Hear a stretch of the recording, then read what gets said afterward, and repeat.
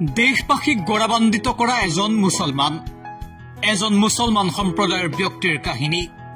ব্যক্তিজনৰ নাম মেমন আব্দুল হাবিব ইউসুফ মাৰফানি। দেশৰ বাবে নিজকে উৎসৰ্গা কৰিছিল আব্দুল হাবিবে। দেশ স্বাধীন কৰিবলৈ তেওঁ আগবঢ়াইছিল তেতিয়াৰ দিনতেই 1 কোটি টকা। দেশৰ বাবে সকলো ত্যাগ কৰিছিল আব্দুল হাবিবে। এক প্ৰকাৰৰ নিজৰ কৰ্মৰ জৰিয়তে ইতিহাস ৰচনা কৰি থৈ গৈছে দেশত। মেমন আব্দুল হাবিব এতিয়া দেশবাসীৰ বাবে আদৰ্শ। পিছে কি কৰিছিল মেমন আব্দুল হাবিবে? তাৰিখ 9 জুলাই চন 1944। ব্ৰিটিছৰ পৰাধীনতাৰ শিকলি পিন্ধি আছিল সেই সময়ত দেশে। ব্ৰিটিছৰ শাসনৰ পৰা ভাৰতক মুক্ত কৰিবলৈ মহাত্মা গান্ধীৰ সমান্তৰালভাৱে পৃথক এখন যুঁজ দিছিল সেই সময়ত নেতাজী সুভাষ চন্দ্ৰ বসুৱে। সেই সময়ত নেতাজী সুভাষ চন্দ্ৰ বসুৱে গঠন কৰিছিল ইণ্ডিয়ান নেশ্যনেল আৰ্মি। ব্ৰিটিছ মুক্ত ভাৰতৰ সপোন দেখিছিল নেতাজীয়ে।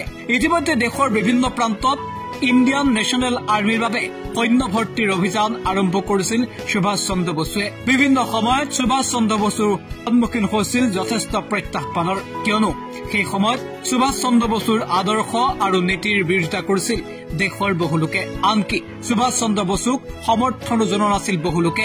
ইণ্ডিয়ান নেশ্যনেল আৰ্মিৰ বাবে সৈন্য ভৰ্তি অভিযান চলাই 9 জুলাই 1944 চনত নেতাজী সুভাষ চন্দ্ৰ বসু উপস্থিত হৈছিল ৰাংগুন নামৰ এটা বিশেষ প্ৰান্তত। আৰু সেইদিনা এটা সাংঘাতিক ঘটনা ঘটিছিল।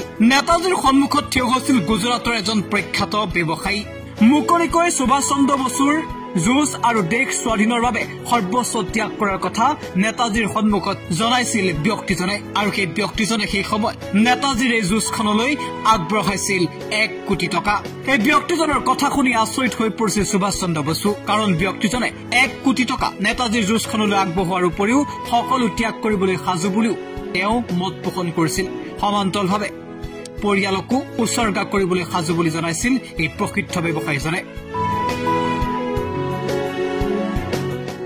আৰু সেই ব্যক্তিজনেই হৈছে মেমন আব্দুল হাবিব ইউসুফ মাৰফানি।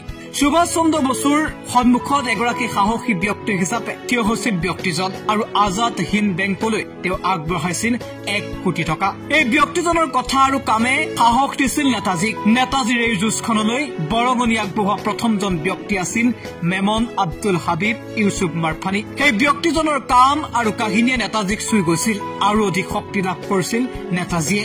এতিয়া এই ব্যক্তিজন সমগ্ৰ দেশৰ বাবেই এক আদৰ্শ, কিয়নো দেশে আজিও মনত ৰাখিছে মেমন আব্দুল হাবিবক।